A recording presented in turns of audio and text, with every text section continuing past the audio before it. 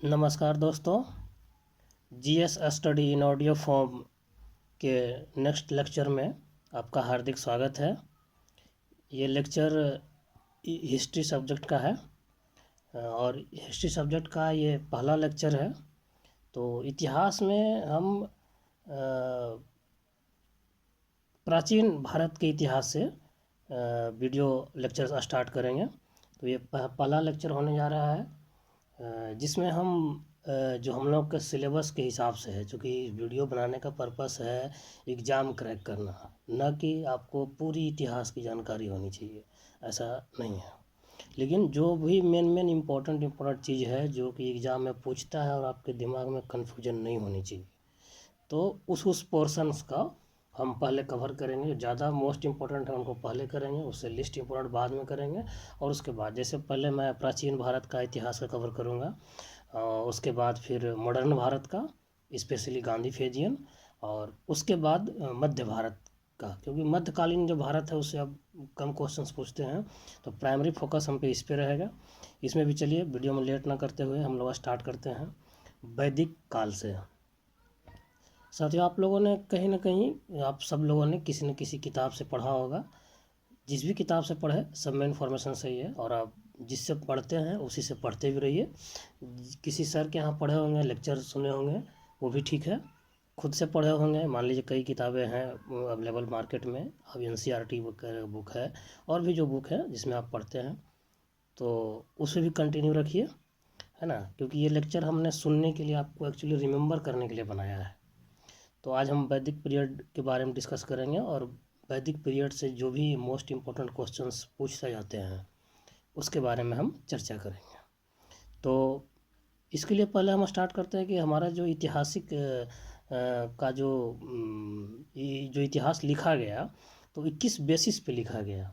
तो इतिहास लिखने के लिए कोई साक्ष्य चाहिए, कोई प्रमाण चाहिए, कोई स्रोत चाहिए। तो ये 4 तरीके का स्रोत जो है हमारे इतिहासकारों ने इकट्ठा किया, जिसके थ्रू जो है इतिहास का लेखन किया गया। पहला था धर्म ग्रंथ। किसी भी वक्त कालखंड का अगर आपको जानकारी चाहिए, तो उस वक्त के लोग किस धर्म में विश्वास करते थे और किस तरीके से पूजा पद्धति करते थे, इनके बारे में जो उनकी धार्मिक किताबें हैं उनसे पता चलता है। दूसरा हो गया ऐतिहासिक ग्रंथ। कई ऐसे राइटर जो अपने पुराने काल में ऐतिहासिक तथ्यों पे लिखे हैं, किसी राजा का शासनकाल हो और प्रजा का उस वक्त का जो सिचुएशन था, सामाजिक व्यवस्थाएं कैसी थी, अमीरी गरीबी और कमज़ोर वगैरह जो भी उस वक्त का था, तो एक कई ऐतिहासिक ग्रंथ हैं जिससे हमें आक्रमण वगैरह का भी जानकारियाँ मिलती हैं। तो ये दूसरा हो गया। तीसरा है विदेशियों का विवरण। इसमें है कि कई विदेशी जो है फॉरेनर हमारे देश आए ट्रेवल करने के लिए। जैसे एग्जांपल के तौर पे चाइना से आपको हेनसांग आया था, और हेरोडोटस आया था, कई लोग आए थे, जो फाहियान आया था। तो इन लोगों ने जो भारत को देखा उस वक्त के दौर में, जिस वक्त के दौर में थे आए थे, उसको उन्होंने अपनी किताबों में संकलन किया। उससे हम इंफॉर्मेशन निकालते हैं, तो इससे हमें जानकारी मिलती है। और चौथा है पुरातत्व संबंधी साक्ष्य। पुरातत्व संबंधी साक्ष्य का मतलब हो गया जो हमें खुदाई से मिलता है। मतलब कई जगह जो वो जो हिस्टोरिकल साइट्स हैं, कहानी पता चलता है, वहाँ खुदाई करती है सरकार, या पुराने मॉन्यूमेंट जो भी हैं पड़े, तो वहाँ पे किस तरह का कलाकृति है, मूर्ति है, इस सब से हम लोग अनुमान लगाते हैं कि उस वक्त की कैसा सिचुएशन रहा होगा। तो मुख्यतः ये 4 चीज़ें हैं जिसके आधार पर इतिहास का लेखन होता है, हमें जानकारी मिलती है। धर्म ग्रंथ, ऐतिहासिक ग्रंथ, विदेशियों का विवरण और पुरातत्व संबंधी साक्ष्य।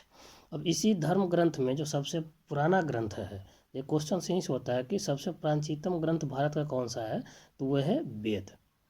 वेद जो है ये सबसे प्राचीनतम ग्रंथ में है, और इस ग्रंथ में जिस कालखंड का बारे में वर्णन किया गया है उसी को वैदिक पीरियड कहते हैं या वेद के काल कहते हैं। अब ये क्वेश्चन तो ये है। अब एक मोस्ट इम्पोर्टेंट क्वेश्चन ये भी पूछता है कि इसके संकलनकर्ता कौन थे। जो वेद है तो इसको संकलन करना कौन माना जाता है। संकलन करना मतलब सबको इकट्ठा करना, डिफरेंट, क्योंकि इसमें डिफरेंट ऋषि मुनि के द्वारा लिखा गया, कोई एक के द्वारा लिखा नहीं गया है, ठीक है। तो उसको संकलन मतलब एक जगह समराइज करने वाले, तो उनका नाम है महर्षि कृष्ण द्वैपायन वेद व्यास को माना जाता है। तो इसमें क्वेश्चन कई तरह से पूछ सकते हैं। ऑप्शन से आपको महर्षि कृष्ण द्वैपायन भी दे सकता है, सिर्फ वेद व्यास भी दे सकता है, ठीक है। और इस वेद से जो एक फेमस चीज़ जो है वो पूरे भारतीय संस्कृति में प्रचलित भी है। कभी आप हर जगह सुनेंगे, कहीं नेता के भाषण में या अदर कॉमन बोलचाल में, वसुधैव कुटुंबकम। ये वेद का एक ऐसा उपदेश है जिसको कहें कि वेद को अगर एक लाइन में डिफाइन करना हो तो क्या कर सकते हैं, तो वसुधैव कुटुंबकम, मतलब पूरी दुनिया जो है का सुख हो, समृद्धि हो, और सब कुटुंब की तरह रहते हैं, एक परिवार। कुटुंब मतलब परिवार होता है। तो ये हो गया। और हमारी जो भारतीय परंपरा है, इसमें कई लोग मानते हैं, कई लोग नहीं मानते हैं, लेकिन इनडायरेक्टली रूप से हर व्यक्ति के जीवनचर्या में कहीं ना कहीं वैदिक ज्ञान का जो है वो प्रभाव दिखता है आज भी। तो अब हम लोग जान लेते हैं कि वेद कितने हैं। तो ये सबको पता है, इसमें कोई बात नहीं है। ऋग्वेद है, यजुर्वेद है, सामवेद है और अथर्ववेद है। लेकिन आपको सीरियल वाइज ही याद रखना है, क्योंकि एक क्वेश्चन पूछता है कि सबसे पुराना वेद कौन है, नया वेद कौन है, प्लस फिर पूछ देगा कि इसमें सीरियल क्रम में कौन है जो चारों वेद को दे दिया अगर उसका टाइम पीरियड दिया है। तो सबसे पुराना ऋग्वेद है, सबको पता है। उसके बाद यजुर है, तब साम है, और अथर्ववेद जो है सबसे नया वेद है, जो सबसे लास्ट का वेद है उसको। और जब ये चारों वेद को हम जब मिक्स कर देते हैं ना, तो चारों को अगर एक साथ रखे और बोले क्या हुआ, तो इसको संहिता कहते हैं। ठीक है, चारों वेदों को संहिता कहा जाता है। अब हम लोग ऋग्वेद के बारे में डिटेल में पढ़ लेंगे, जो क्वेश्चंस उससे आते हैं। तो ऋग्वेद जो है, जो उसको संकलन किया गया है, क्रमबद्ध ज्ञान को जो संकलन किया गया है, वो ऋचा है, श्लोक नहीं है। ऋग्वेद में श्लोक नहीं है। कहीं पूछ जाएगा ऋग्वेद में क्या है, तो श्लोक भी ऑप्शन बनेगा नहीं। जनरली लोगों को लगता है कि भारतीय संस्कृति में श्लोक ही सब कुछ होता है, नहीं, ऋचा है। तो ऋचाओं के संग्रह जो किया गया उसको ऋग्वेद कहते हैं। अब ऋग्वेद को क्लासिफाई किया गया, जैसे किताब को आप देखते हैं चैप्टर में बांटा जाता है। जैसे इतिहास को 3 खंड में बांटा गया, फिर 3 खंड में भी अलग अलग चैप्टर में बांटे गए। तो इसी तरीके से 10 मंडल में बांटे गए हैं। इसको 10 मंडल में बांटे गए हैं, और इसके अंदर 1028 सूक्त आते हैं, एवं टोटल ऋचाएँ की संख्या 10,462 है। तो ये क्वेश्चन को देखिए, याद करने का मस्त ट्रिक्स है, जो आप याद कर सकते हैं कि 10 मंडल, 1028 सूक्त और 10,462 ऋचाएँ। कई जगह पूछा जा चुका है और आगे भी पूछेंगे आपको क्वेश्चन घुमा के। तो ये 10 का कॉन्सेप्ट यहाँ रखिएगा, 10 मंडल, 1028 सूक्त और 10,462 ऋचाएँ। अब जो अलग अलग वेद है, उसको पढ़ने वाले जो ऋषि होते थे, जो उसका उच्चारण करते थे और आम जनता को सुनाते थे, उनका अलग अलग नाम था। तो जो ऋग्वेद जो पढ़ते थे, उन ऋषि को होत्री ऋषि कहा जाता था। होत्री ऋषि। तो ये हो गया। और वेद काल से हम लोग का राजनीतिक, जो वैदिक पीरियड के टाइम में जो है राजनीतिक जिनका क्रियाकलाप वगैरह इतिहास है, तो किन का पता चलता है, तो आर्यों का।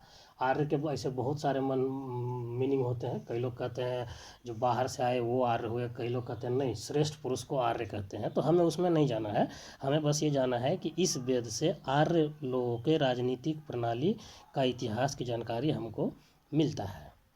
अब एक क्वेश्चन आता है कि जो ऋग्वेद है उसका जो तीसरा मंडल में है, वो तीसरा मंडल में एक मंत्र है जो सबको आपको पता होगा, गायत्री मंत्र के रूप से फेमस है। वो किस देवता, तो सूर्य देवता सावित्री को समर्पित है। तो एक क्वेश्चन तो ये हो गया कि किस मंडल में है, तो ये तीसरे मंडल में है। किस देवता को है, तो सूर्य देवता सावित्री को समर्पित है। श्लोक कौन सा है, तो ओम भूर्भुवस्सुवः वाला श्लोक जो आप लोग सब जानते हैं। और इसके रचयिता कौन है, तो वो विश्वामित्र है। ठीक है, तो ये आपको 3-4 जी के इसमें से हो गया, क्योंकि घुमा घुमा के पूछता रहता है इसी में से। विश्वामित्र के द्वारा लिखा गया तीसरे मंडल में सूर्य भगवान को समर्पित सावित्री, वहाँ भगवान का नाम मेंशन है। ठीक है, और गायत्री मंत्र है। एक क्वेश्चन और भी पूछता है कि सोम देवता का उल्लेख कहाँ है, तो 9वें मंडल में। ठीक है, पहला आप तीसरे मंडल का याद किए, सूर्य देवता को समर्पित है, और सोम देवता किस में है, 9वें में, 3 और 9। एक क्वेश्चन और जो काफ़ी इंपॉर्टेंट है, मैं प्रीवियस ईयर क्वेश्चन देख रहा था डिफरेंट एग्जाम का, उससे मैंने छाट के निकाला है कि ये फिर से पूछा जा सकता है। तो इसके 8वें मंडल जो है, 3 और 9 आपने पढ़ लिए, सूर्य देवता, सोम देवता। 8वें मंडल में जो हाथों से लिखे हुए ऋचा है उसको खिल कहते हैं। ये क्वेश्चन कम से कम तो 5 से 6 बार पूछा जा चुका है। क्या कहते हैं, खिल कहते हैं। अब एक है जो आप लोग जानते होंगे, चतुष्वर्ण समाज, जिसमें 4 वर्ण होते हैं, ब्राह्मण है, क्षत्रिय है, वैश्य हैं और शूद्र हैं। ये आप लोग जानते हैं, सुनते हैं, हम लोग की दिनचर्या है, इस पर डेली डिबेट होते हैं, चर्चा चलते रहती है, समाज में वार्तालाप चलते रहते हैं। तो चतुष्वर्ण समाज मतलब ऐसा समाज जिसके अंदर 4 वर्ण में ह्यूमन को विभाजित किया गया हो, उसको मतलब ऐसा उसके जीवन यापन को दर्शाया गया हो, तो वो जो है ऋग्वेद में है। अब इसमें एक ये भी है कि जो पुरुष जो है ब्रह्मा के मुख से निकले हैं वो ब्राह्मण हो गए, जो भुजा से निकले हैं वो क्षत्रिय हो गए, और जो जंघों से निकले हैं वो वैश्य हो गया, जो चरणों से उत्पन्न हुए हैं वो शूद्र हो गए। अब यहाँ पे जहाँ तक मुझे समझ में आता है और मैंने कई लोगों से पूछा है, तो उसका मतलब ये है कि मुख जो है ज्ञान का प्रतीक होता है, इसलिए इसको बोला जाता है कि ब्राह्मण जो ज्ञान बांटने वाले थे उस वक्त के दौर में, वो तो उनका मुख से उत्पत्ति हुआ। भुजा मतलब बाहुबल, ताकत। तो क्षत्रिय लोग थे जो कि ताकत उनके पास था, तो सैन्य जिम्मेदारी उनके ऊपर थी, सुरक्षा की, शासन व्यवस्था चलाने की। और वैश्य जो है वो बोला गया है कि वैश्य का जो जंघा से मतलब काफ़ी जो मिडिल फेज होता है जिसमें कृषक वर्ग मेनली आते हैं, जो एक तरीके से कहिए कि बेस है, मतलब बैकबोन है, बीच का हड्डी है, मतलब रीढ़ की हड्डी की तरह कह सकते हैं, जो जोड़े हुए हैं नीचे और ऊपर के समाज को, गरीब और अमीर, पढ़े और कम पढ़े लोगों के बीच का जो एक कनेक्टिविटी कह सकते हैं, वो वैश्य समाज है। और शूद्र का उत्पत्ति चरण से बताया गया। इसका भावार्थ ये है एक्चुअली में कि चरण मतलब जो पूरे शरीर का वजन उठाता हो, जो सबसे ज़्यादा मेहनत करता हो, वो शूद्र में मतलब मजदूर वर्ग को एक्चुअली में इसमें प्रदर्शित करता गया है। आजकल इस पर कंट्रोवर्सी भी होता है, हमें उसमें नहीं जाना है, आपको भी नहीं जाना है, कोई फ़र्क नहीं है, ठीक है। अब जो है सेकंड वेद जो है, इसे ये ऋग्वेद से मोस्ट इम्पोर्टेंट क्वेश्चंस ये हो गए। बाद में हम ऋग्वेद का आपको सेपरेट लेक्चर भी करेंगे जिसमें कि डिटेल में और बताएंगे पूरा, तो वो आपको मेंस में काम आएगा, लेकिन पीटी के लिए इतना इम्पोर्टेंट है। फिर यजुर्वेद आ जाइए कि यजुर्वेद के में भी जो इस सेकंड नंबर का वेद है, जो मुख्य जो पॉइंट है वो आपको बता देते हैं। बलि का जो प्रथा है उसका जो हम लोग को पता चलता है कि बलि जब उस वक्त जो पूजा वगैरह होते थे उसमें बलि प्रथा चलता था, तो उस वक्त जो पाठ किया जाता था, मंत्रोच्चारण जो किया जाता था, सस्वर पाठ करने के लिए मंत्रों के समय जो नियम जो बनाए गए थे वो यजुर्वेद में पाया जाता है। और इसके जो पढ़ने वाले जो ऋषि मुनि थे उनको अधर्वयु कहते हैं। क्या कहते हैं? अधर्वयु। जैसे आपको ऋग्वेद में बताया थे होत्री ऋषि होते थे, उसी तरीके से यजुर्वेद को पढ़ने वाले अधर्वयु ऋषि होते हैं। तो ये आपको मैच करने में भी ऑप्शन इसको बना सकता है कि कौन वेद को पढ़ने वाले कौन थे। अब तो मेनली क्या है कि यजुर्वेद से हमें मेनली किस चीज़ की शिक्षा मिलती है, तो आप समझ सकते हैं कि यज्ञ के नियम और विधि विधान का संकलन है ये। जो पूजा पद्धति जो भी उस वक्त होता था, यज्ञ होता था, तो उसमें किस किस नियम का पालन किया जाएगा, कौन सा मंत्रोच्चारण किया जाएगा, कैसा किया जाएगा, वो है। तो इसके बारे में इसके मेनली जानकारी मिलती है। और एक क्वेश्चन से और भी पूछा जाता है कि ये एक ऐसा वेद है जिसमें गद्य और पद्य दोनों है। इसको उलट के क्वेश्चन पूछता है कि किस वेद में गद्य और पद्य दोनों पाए जाते हैं, तो उसमें यजुर्वेद आपको सही आंसर रहेगा। किस वेद में नहीं पाए जाते हैं ऐसा ही बनाएगा तो यजुर्वेद जो है छट जाएगा, उसमें से मोर देन वन ऑप्शन रहेगा उसमें यजुर्वेद छट जाएगा। तो आप ध्यान रखिएगा कि सिर्फ यजुर्वेद ही है जिसमें गद्य और पद्य दोनों है। अब तीसरे नंबर का वेद आता है सामवेद। साम का मतलब पहले समझिए, वेद तो ज्ञान की संकलन जो भी है वो आते हैं। साम का मतलब होता है गान, गाना। तो इसमें जो मुख्यतः है यज्ञों के अवसर पर गाए जाने वाले जो ऋचा है उसको मंत्रों में संकलन, जैसे एक आपने गाना लिखा, एक होता है एक उसको म्यूजिक देना और सुर के में बैठाना। तो जो सुर में बैठाने वाला जो होता है इसको इस तरीके से समझ सकते हैं कि ऋचाओं को जो मंत्रणों का संकलन जो करते थे वो सामवेद के अंदर किया गया है। और इसके पढ़ने वाले जो ऋषि मुनि थे उनको उदात्री ऋषि कहा जाता है। क्या कहा जाता है? उदात्री ऋषि। और इसीलिए ये जो म्यूजिक से पूरा भरा पड़ा है, तो जो सामवेद है उसे भारतीय संगीत का जनक भी कहा जाता है। तो आप सोचिए कि संगीत जो है वो किसी और चीज़ का नहीं है, हमारे धर्म ग्रंथ का ही एक पार्ट है। और जो वेद है वो कई लोग बोलते हैं ये धार्मिक चीज़ें, इसको हटाओ, इसको हमको मतलब नहीं। जी नहीं, वो पूरे साइंस पे बेस्ड चीज़ें थी। कुछ चीज़ें थी जो उस वक्त के हैं, आज के लिए कंट्रोवर्शियल, हमें उसमें नहीं जाना है, लेकिन जो अच्छी चीज़ें हैं। अब यजुर्वेद, इस जो सामवेद है वो म्यूजिक पूरे म्यूजिक, ये पूरे के पूरे वेद में म्यूजिक कैसे बनता है, क्या उसमें ऐड कर सकते हैं अच्छी बनाने के लिए, तो उस पे बेस्ड है। तो म्यूजिक का जनक कहा जाता है आपको साम वेद को। साम का मतलब ही होता है गान, मतलब गाना। अब लास्ट में आता है अथर्ववेद। अथर्ववेद सबसे छोटा वेद है, लेकिन काफ़ी क्वेश्चंस इससे पूछे जाते हैं, इसीलिए इसके बारे में थोड़ा सा और डिटेल से आपको हम बताएंगे। अथर्ववेद जो है, इसके नाम से ही है, ये लिखा गया है अथर्वा ऋषि के द्वारा, इसीलिए इसका नाम अथर्ववेद कहा गया है। ठीक है, तो इसके रचयिता कौन है गया? अथर्व ऋषि। इसमें कुल जो है 731 मंत्र है, मंत्र की संख्या 731 है, और 6000 पद हैं। ध्यान दीजिएगा, इसमें गद्य नहीं है। ठीक है, अथर्व वेद में जो है क्वेश्चन जो पूछा जाता है, बार बार पूछा गया है, थोड़ा सा कंट्रोवर्शियल भी होता है, लेकिन पूछा जाता है। अथर्व वेद में कन्या जो है उसके जन्म की निंदा किया गया है, मतलब महिला के जन्म का निंदा किया गया है। तो ये हो गया इसमें। अंधविश्वास, उस वक्त के जो अंधविश्वास वगैरह थे, कई धार्मिक कर्म कांड, तो उसकी जानकारी भी हमको किस वेद से मिलती है? तो ये अथर्व वेद से मिलती है।